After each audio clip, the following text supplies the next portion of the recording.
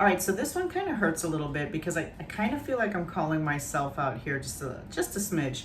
But in all the research that I'm doing about how self-confidence is impacting the workplace and productivity, one thing that seems to be this common thread is in times of transitioning into leadership. So, you might be a superstar right now as an individual contributor, although you are struggling with self-confidence. You've kind of figured out how to navigate the workplace because you're only responsible for yourself.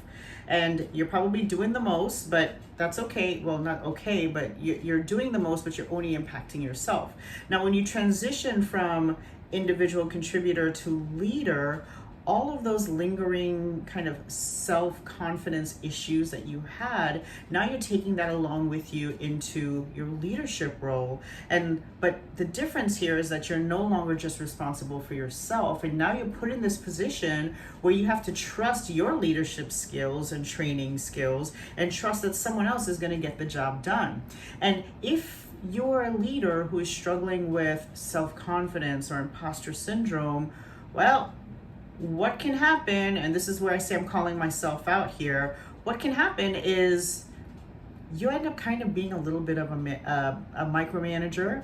You might even be seen as a little bit of a bully because your own internalized fears and anxiety of getting it right and getting called out for not belonging, you're projecting that onto your team members.